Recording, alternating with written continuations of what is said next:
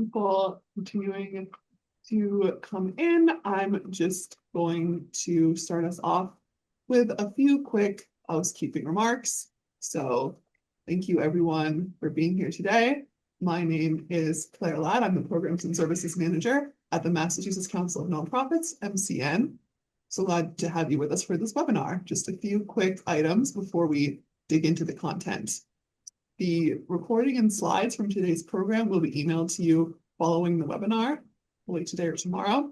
So please keep an eye on your email for that. During the webinar, if you have any questions for the presenter, you can submit them via the Q&A function. There will be time at the end to answer any questions. And if you have any logistical questions or things about MCN, feel free to drop those in as well, and I will respond in the chat. I also just want to give a quick background about us here at MCN. Our three goals are to strengthen the nonprofit sector through advocacy, public awareness, and capacity building. And we offer regular webinars like this one in partnership with our affiliate members, and that's part of our capacity building efforts. Please stay tuned for future webinars and let us know if there's any topics you'd like to see. Our efforts are made possible by our more than 600 member organizations. To those of you who are members, thank you for your partnership. If you have not yet joined the network but would like to take advantage of some of our member benefits, you can visit macouncilofnonprofits.org/join to find out more. For today's webinar, it's titled Great Grants Start In-House, a CEO's Blueprint for Scaling Capacity and Impact. It's presented by Victoria Flynn of Victoria Flynn Consulting. So I will hand it over to Victoria to get started.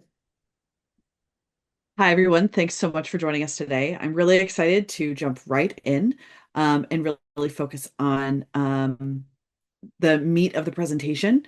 I'm going to switch to where you can just see the presentation now. Our agenda for today is pretty straightforward. We're going to dig in. I've got a case study and a practical application we can look at. We'll talk a little bit about the strategy. I have an announcement, and then we'll jump to Q&A. I want to make sure that we have enough time to talk about your specific questions and your specific organizations as best as we can in this format. And we will see where the day takes us from there. So a little bit about me. I am Victoria Flynn, owner and principal of Victoria Flynn Consulting. We are a boutique grant firm specializing in strategic services. That means we treat grants as a window into the entire organization, and we have a real big focus on fractional relationships that give us a chance to dig deeper with our clients to make sure that what the funder sees is compelling and grant worthy. Today's webinar comes out of direct experience that I have working with nonprofits at multiple stages of growth and maturity. And the solutions are ones that I put in practice every day with a range of clients of experience levels and different sizes. So let's just jump in. Grants feel hard for a lot of organizations, and I often think of them as fire drills. Even if they are planned, even if they are purposeful, even if they are, important to the system, some organizations just never feel really ready to do them. It feels like they're disruptive of the day-to-day. It feels like the deadlines are pressing, they're looming over your shoulder. Does it ever really feel like it's good to have the job done, or that it was just a distraction from sort of all the things that you really need to be doing? I'd love to know in the chat how many of you have felt that grants in the last 6 months have been a fire drill. Give me a number of grants that have felt hard to deal with. 0, you might be you might have this totally figured out. 1 to 2, already got a 2. That can be normal. If we're talking 3, 4, 5 in the last 6 months, all of them, that is definitely indicative of there being some underlying causes to what's going on. Now, I have to say, these problems are familiar to organizations of many sizes. This happens at the largest organizations, the smallest organizations, but it's definitely a familiar experience to nonprofits that are working really hard to establish their grant program that have small development teams. And these 4 scenarios I've put up on the screen are probably familiar to many of you. We've got the deadline crunch. Maybe it's not just taking a long time to get the work done. Plenty of departments deal with crash grants, last minute scrambles, suggestions from board members that weren't on the plan, discoveries or additions to the plan that really make things hard to tackle in a very short amount of time. Then, of course, there's the data hunt. Reporting deadlines often come at the worst time for program teams because the program teams aren't setting the deadlines themselves. And it's not just reporting that causes a data scramble. Sometimes your grant writers get that stomach lurching realization at the last minute that the financial report that they thought they needed hasn't been updated in the last month. Or even worse, you'll realize at the end of reporting period that the data you've been collecting doesn't actually deliver on the KPIs that were in the application. There's also the issue of being so focused on the now that planning takes a back seat. Your team can be focused on asking for money to cover the immediate expenses and lose sight of everything that will move you forward in the long run. They break their backs over small applications and miss out on the chance to think about how this year's win can be leveraged into next year's growth. And if you're relying on your accounting team only to figure out how restrictions are managed after the fact, you're doing yourself a disservice. I've seen this a bunch where nonprofits might be, for example, they have operations in two different areas, we'll say two different states for ease. And it's just easier to say that their costs for their New Hampshire program are a certain percentage of all of their programs across Maine, Massachusetts, and New Hampshire. Now, that might not actually be true. It might not be a straight line ratio. And in at the end of the day, you're showing that your program either overran or underran your budget that you provided to a restricted funder who is very much interested in just funding New Hampshire expenses. And I'm not an accountant. These things happen all the time. And grant writers see them happening. And oftentimes there's very little we can do about them without direct access to that finance team. So these things, as normal as they should not be, are too often normalized. And nonprofits haven't experienced anything else to get them really focused on finding solutions. And what's the reality is that grants are hard when systems fail you. The great news is that this is not necessarily a team issue. This isn't necessarily, rather, it's not a personnel issue. These are things that fail when your systems fail you. So, what's at the heart of the systems failures? Honestly, a lot of the issues are fairly garden variety enemies of scale. When your employees can't get the information they need to be prepared and proactive, they can't be prepared and proactive. If your staff doesn't know what's happening across the organization and they're stuck in strategy silos, they can't account for anyone else's work besides their own. And writing grants simply because you see an opportunity, responding only because an RFP is open, leaves you vulnerable to all the external shifts, everything you can't control. Application windows opening and closing when they weren't supposed to, funder priority shifts, and more. Think about these three common culprits and things that you've seen in your own work. I'd love it if you guys would share one word that just pulls together the biggest friction point that you've seen between your programs, your development, and your finance teams, especially things that are really causing grants to create that friction between them. You can drop that word in chat. Deadlines. Oh yeah. Yeah. Deadlines. It's, your development team can't move those deadlines.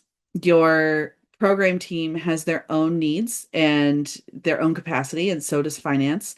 And those deadlines just don't line up oftentimes.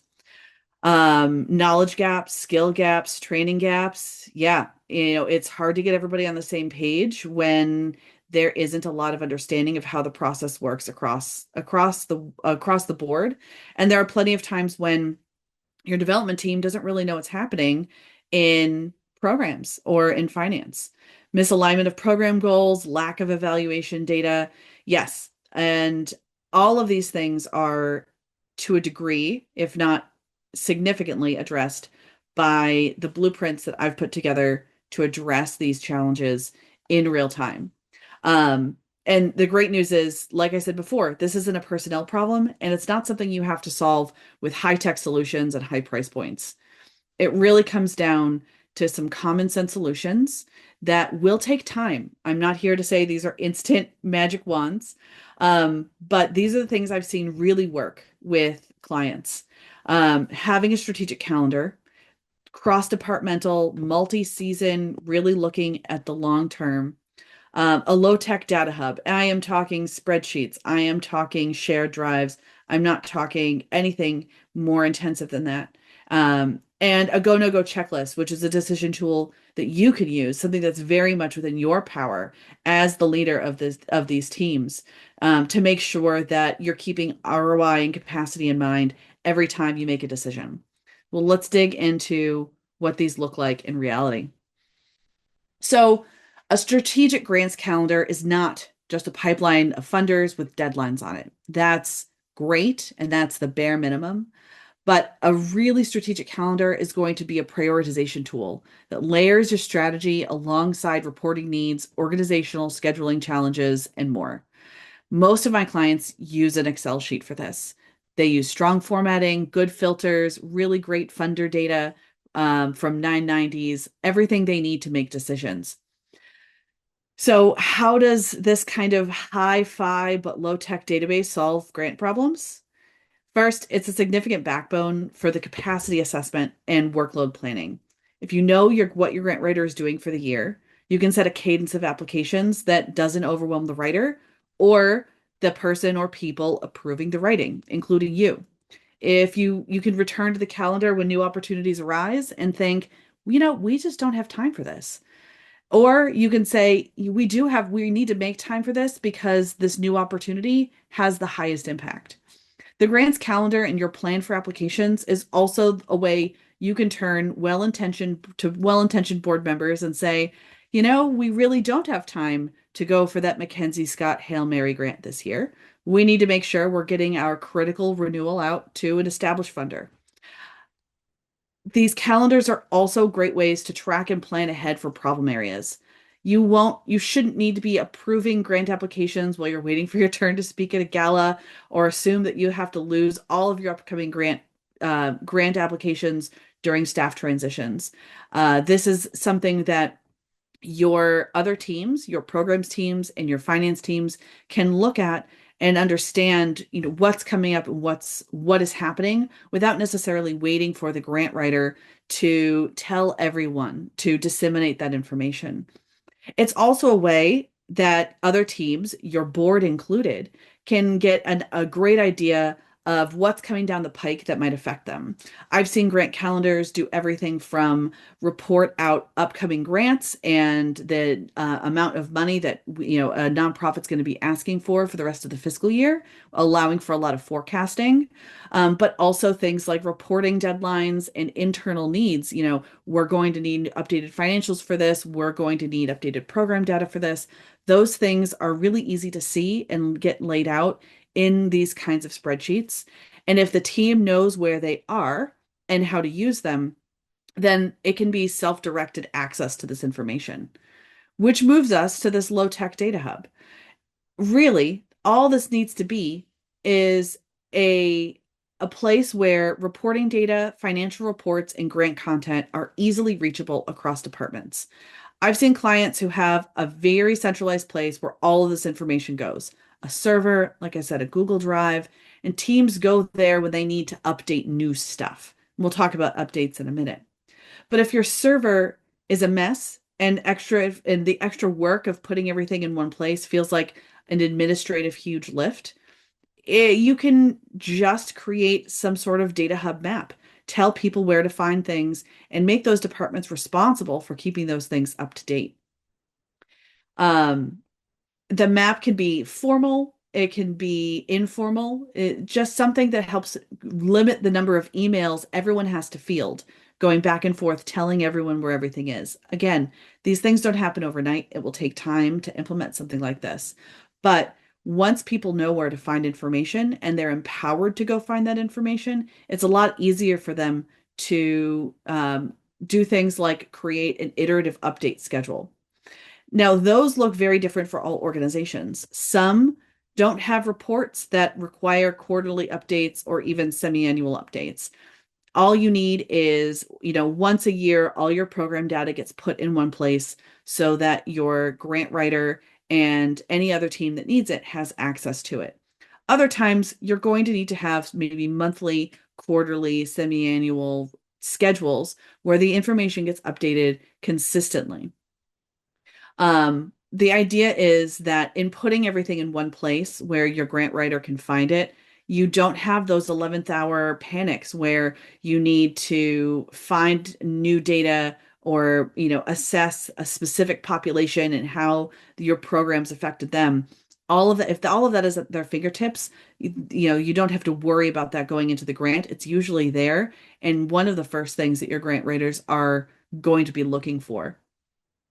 Another benefit is that you may have shorter meetings. If your program team is posting weekly wins, if your full financial reports are easy to track down, you may find that all you need from those teams at your team meetings is just a weekly summary of what's happening. A few words, keep things moving, but you don't need to have those deep dives for the benefit of everyone in the room because they can be responsible for going and finding that information on their own because they know that it's happening and it's iteratively getting updated.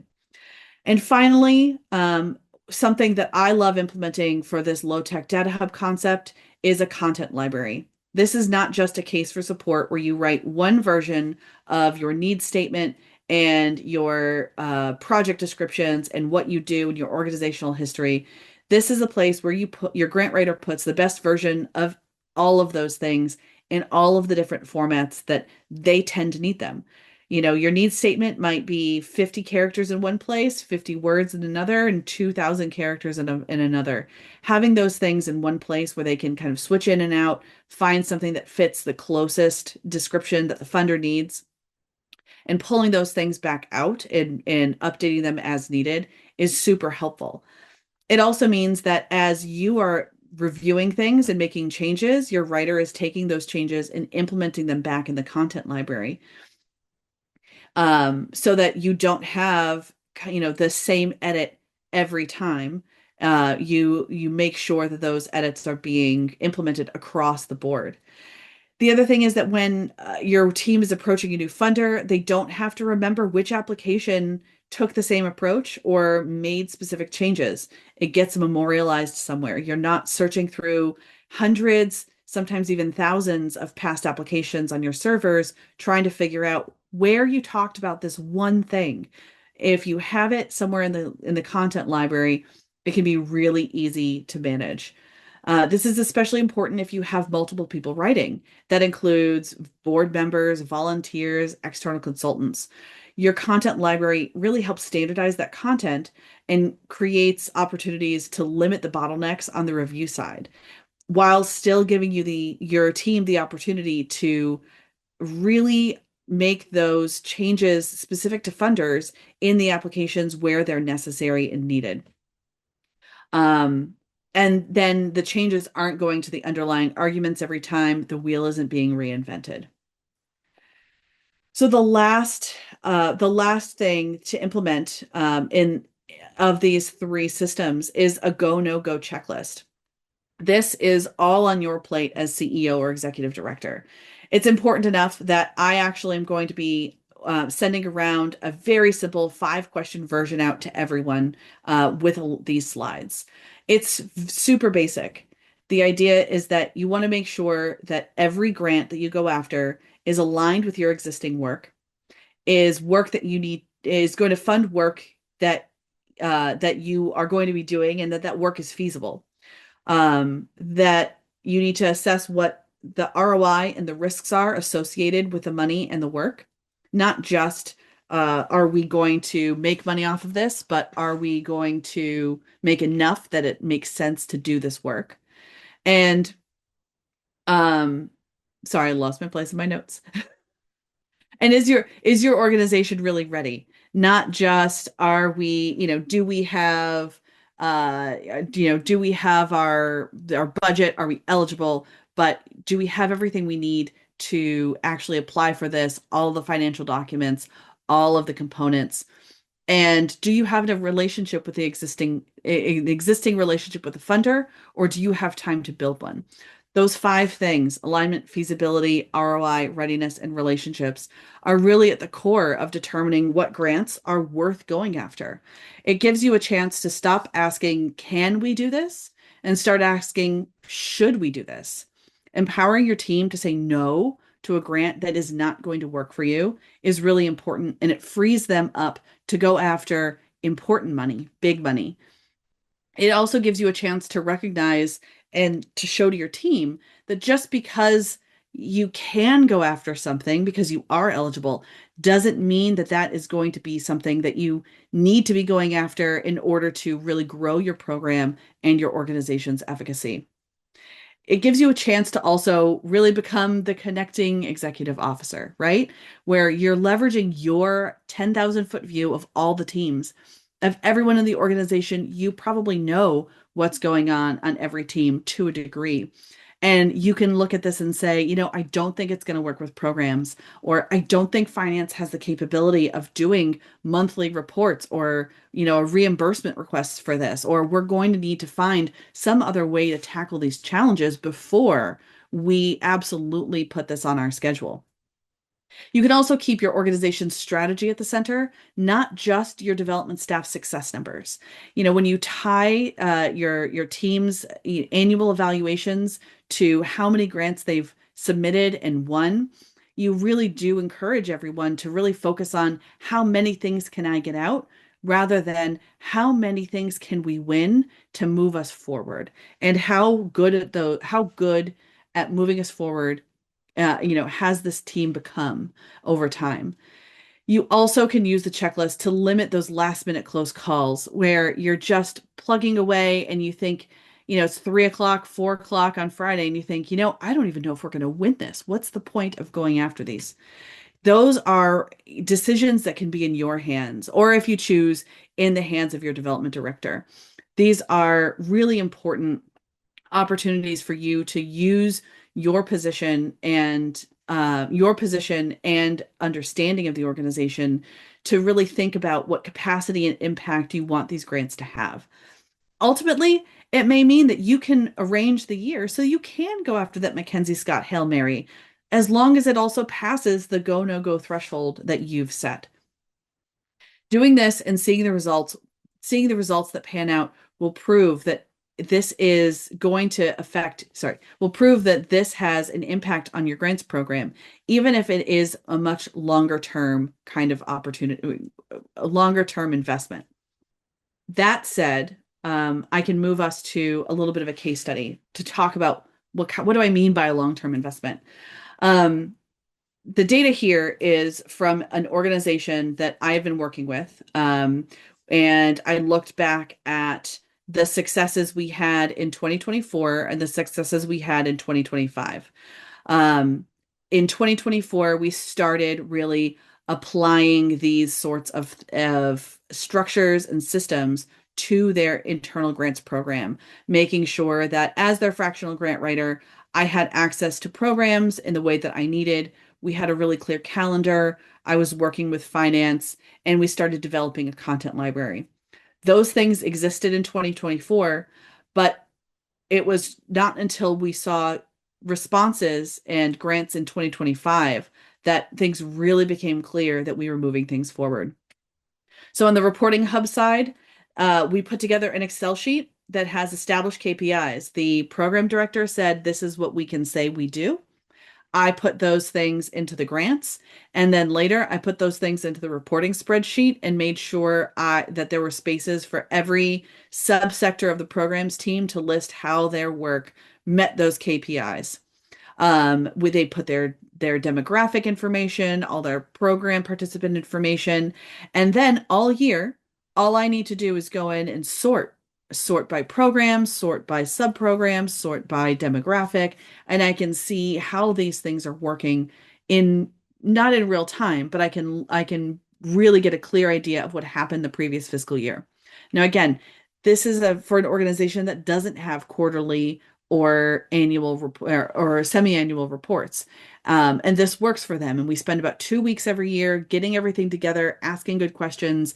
And then after it's all in, the program director and I make sure that the next year's KPIs are really well aligned, that build on what happened last year, and we can move forward knowing that, we know what's happening. She knows what I'm putting in applications, and she doesn't need to worry about that moving forward. The calendar we put together is also a glorified Excel database. We have new applications, renewals, reports, and anticipated payments all tracked. The team was working down to the wire.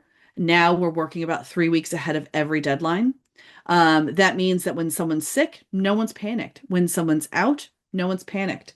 We also are able to move things very easily around known issues like galas and Giving Tuesday to make sure that the development director has no problems reviewing things with plenty of time to spare. That calendar also has reporting functions, like I talked about before, that tell the board, what's left for our request in 2025 and what can we start expecting for fiscal year 27, moving forward. What do we have that hasn't gotten answers from the last fiscal year that's very slow? What's happening this year and next year? What can they put into the forecasts and the early budget drafts? And finally, we have a content library. No one's reinventing the wheel. When content gets approved, it goes back into the library. And when the development director knows that that's where I'm going to be pulling that version again the next time I'm working. She doesn't have to deal with repeating answers from me and my associate, who both write for her. And there's no struggling through staff transitions if somebody else has to review things. So all of this led us to going from increasing the number of grants we were able to write. We increased it to, by 123% without increasing the value of our contract, without adding more hours to what we were doing. They increased their win rate by 57%, and they increased their grant revenue by 105%. Now, does that all line up perfectly? No, but that gave us a chance to take chances. That gave us a chance to really add more meat to the bones, to really start thinking about how we were going to grow things, and to do so in a way that wasn't risking staff capacity, that wasn't risking their budget because they weren't overrunning their relationship with me, their fractional grant writer. Oh, wow. I jumped too far ahead. I'm sorry. We actually have a question, Oh, yeah. Q&A from Debbie. It would be helpful to get more info on how to organize and establish the content library. Can you share how you Yeah. organize these files? Yes. So I can get into that. I'll share that briefly right now, and then I think we can talk more about that in a bit. Um, Oftentimes the content library is a single document for a small enough organization. It doesn't hurt to have everything, put in one place. I use headings to make sure it's easy to sort of jump between versions of things for programs. I might have one heading is program A and one heading is everything for program B. That way, I don't have to worry about, finding document over here and finding document over there. It really is just one document where everything lives. That would be too simplistic for some organizations that have, lots of content, that have lots of stuff going on. But I really still think that even a very large organization can probably keep the number of documents to a minimum. What you really want is something that is searchable, functional, copy paste, using things like Google Docs that track versioning so you can see who changed it last and what happened, can be really helpful. This does not have to be something where you're using tags to find everything and you're really thinking about putting something into, like I said before, like some high-tech system where you've got a database that's reporting back out to you. It really can be a low-tech single document, so long as you have some really strong standardized procedures for updating it and managing it. That could be its own whole webinar. And like I said, I will get to that in a little bit. So I wanted to take a moment to give everyone here an opportunity to think through to think through a go no go situation for a very much made up nonprofit. We don't know a lot about them. And I'm going to say right now, I kind of designed this to where there aren't perfect answers. There's a lot we don't know, and there are going to be a lot of yes, no's, maybes. Um, but I want to go back to those five core questions. Um, I want to go back to those five core questions, and I'll kind of swoop back here for a second. Are these programs well aligned? Are they feasible? I'm going to put this in chat. Is the ROI there? Is your organization ready? And do you have the relationship? Okay. So, knowing those five things, Happy Housing of Boston is a growing nonprofit, 2.5 million a year. They've got a really bold grants goal of 80,000, or sorry, $800,000. This year the budget is tight, and next year they're really thinking about some big capital updates. And they've got three grants they'd like to go after. What I'd like to you guys to do is to look at these and tell me in chat how you would prioritize them. 1, 2, 3, 3, 2, 1, 2, 3, whatever those things are. So to go over these a little bit, the first is a restricted grant for $100,000. Yes, it's going to fund exactly what they do, but it's going to require more than usual reporting once it comes in. It does require an update to the evaluation process so that you can report on those ROIs. And it is a past funder. There's some sort of relationship there, but it's been a while since you applied. Deadline's next month. This is not an easy application, and it's probably going to take you the month. Assume that it's going to take you at least as long as I've said the deadline is to get this out the door. Then there's a capital grant for $200,000. It's a new funder specializing in only capital program costs. It will require you to apply this year for money that you'll get next year. It's very clearly aligned with the capital project plans, but it's very competitive. Deadlines in 3 weeks, but again, possibly workable in those 3 weeks. And finally, there's an unrestricted grant for $25,000. It's a current funder. They've been shifting priorities over time, and you're not really sure where things are going with them. Reports aren't rocket science. They just ask what you've done all year. You could use the money to keep things rolling this year, but you're not really sure, because those programs are shifting, how the relationship is going to stand next year. And for this one, you've got 3 days to get it out the door. I'd love to hear a little bit about what you guys think, having heard this go no go, what you guys think about tackling these. Which one is the best? Which one is the worst? What are the questions you have about them? Throw things in chat and we can do a little discussion that way. And again, there are no wrong answers. And if you just have really critical questions about, about how you would dig in what other information you would need to make decisions, that is also a very reasonable response. It's hard to give a, very theoretical situation in a webinar in this format without giving you all RFPs to read ahead of time. All right, I'm not seeing anything in chat yet, which is fine. Oh, here we go. For grant 2, can you meet the grantor to get an idea of the interest? How can we minimize the risk? Yes, I think that's a great idea. With deadline with 3 weeks, that feels like it might be tight, but if you've got the capacity, if you as the CEO or executive director have the time to meet with them, or your development director does, then yeah, I think it would be great to try to get something started. I might say it might be wise to get started writing the grant and spend some time doing some pre-work, making sure that you've got something you can work on.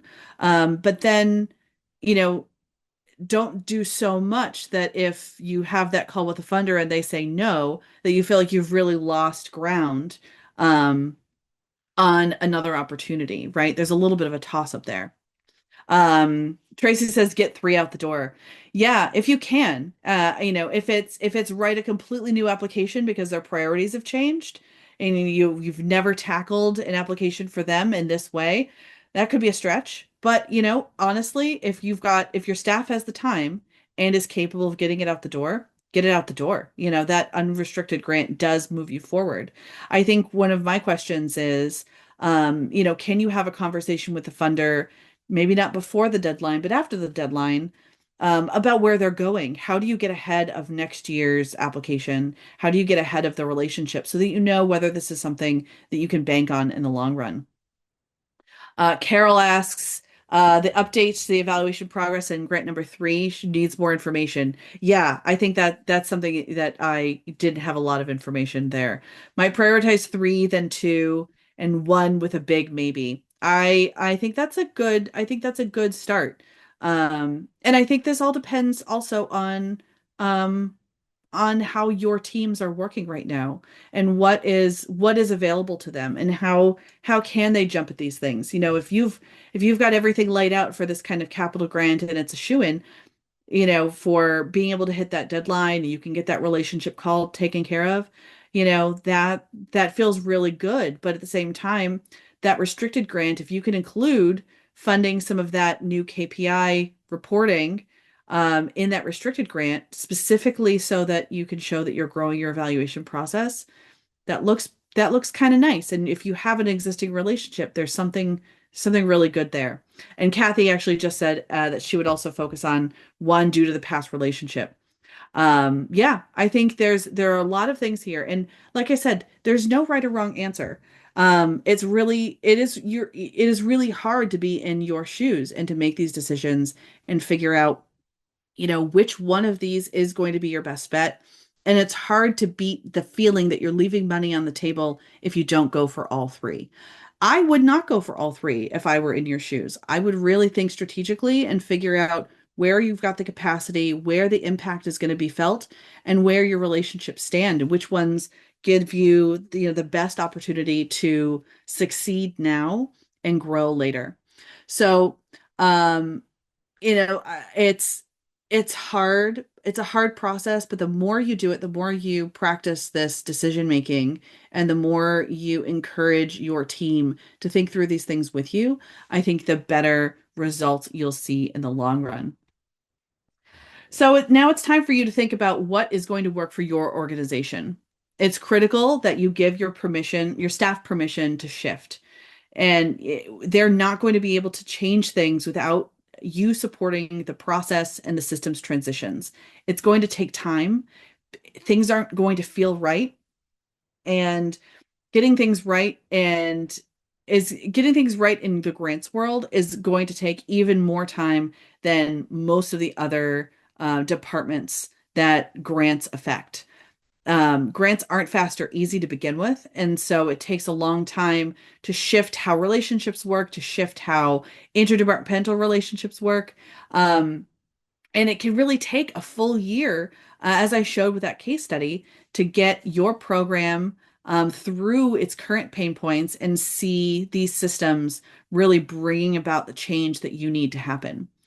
I also think we all need to recognize that grant readiness is organizational. There's no grant ready development team that's going to be able to smooth over significant gaps in finance or program department's readiness. And in turn, the grants written really do have to serve and support the whole organization. Keeping things siloed, keeping things, broken down, keeping staff, in their own lanes all the time can be a problem.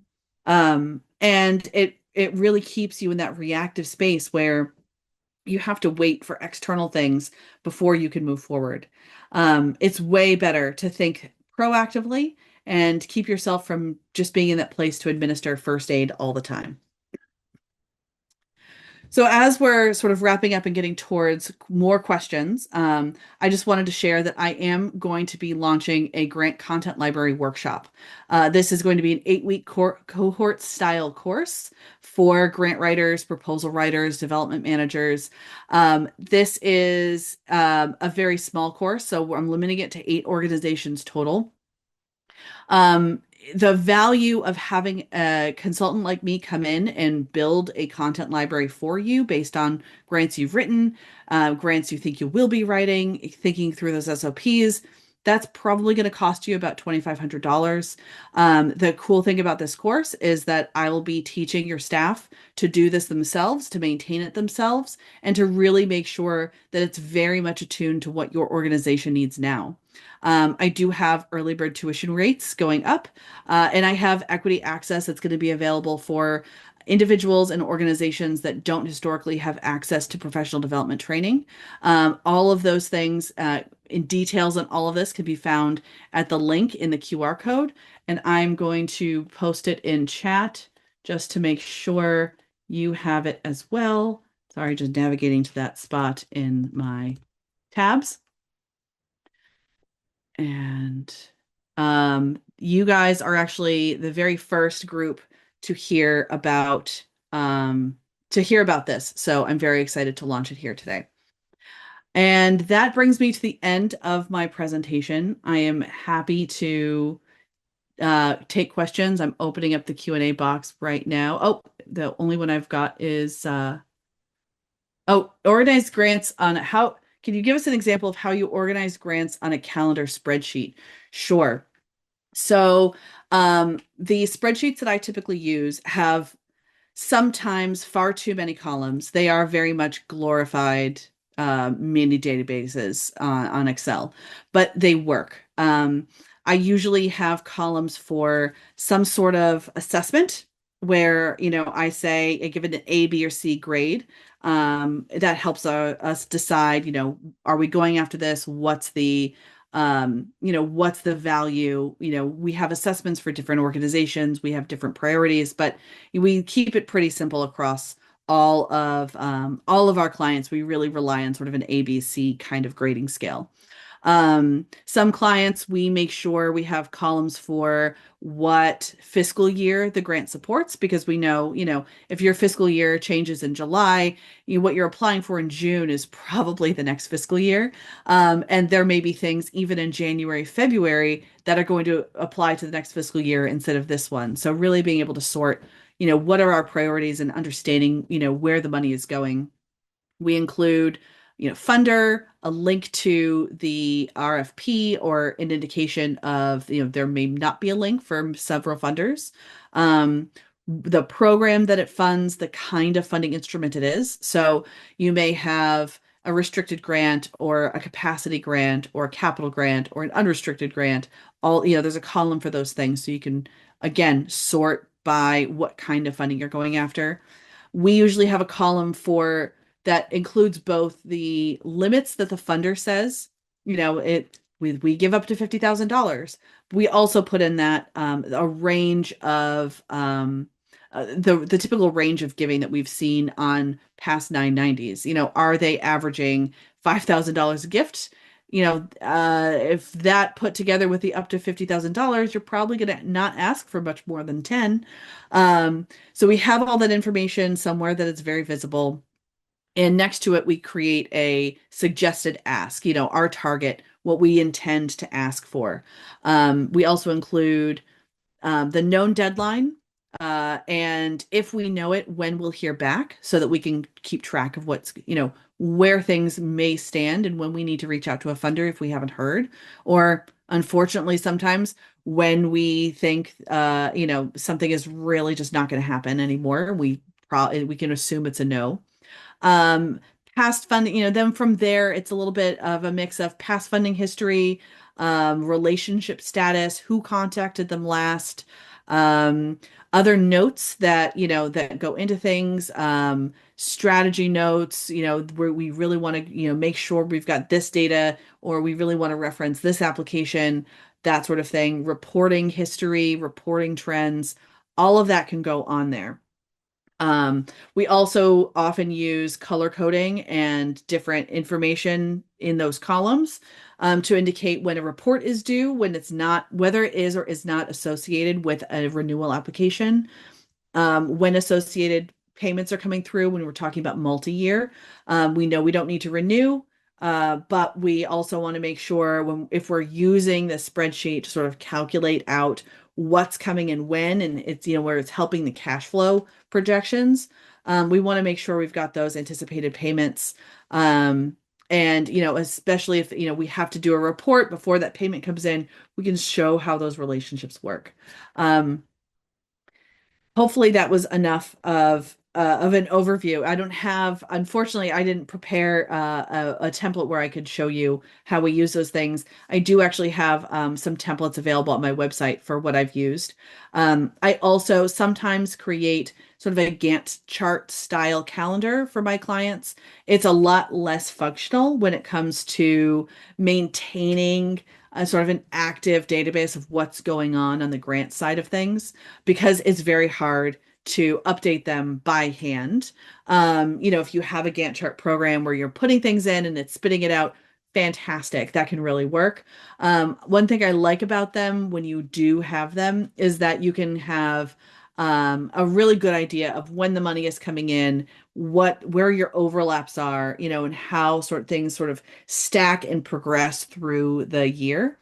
Um, and you can create whole grayed out areas of like, this is Giving Tuesday, we can't do anything, right? We can't respond. We're gonna have to move. We have to move our response either ahead or behind this month because we know we're going to be slammed. So it's really easy to visualize in those instances, and sometimes that works better for teams. I do create those when clients want them. It is just a little bit harder to manually keep them up. So I definitely suggest trying to keep everything in one place if possible. And if you are at a point where you can sort of take that sort of core database and have a project management system show you a Gantt chart, that would be, I think, a great sort of slightly higher tech next step if it is of interest. Any other questions? I feel like this has been a lot of information to throw at everybody. Well, if there are not any other questions, then this has been a great opportunity for me to share some of the stuff that I really love doing. Oh, does anyone use OneNote for their content library? I'm sure someone does. I have not used it that way. I think it could definitely be, especially if it's a tool that you are familiar with, go for it. Give it a try. Try it for a subset of grants that you're going to be working with, like just your general operating grants, right? Give that a try for a few months and see how your team likes it, and see where you think you might use it. I think implementation can really be very broad. So don't hesitate to give it a shot.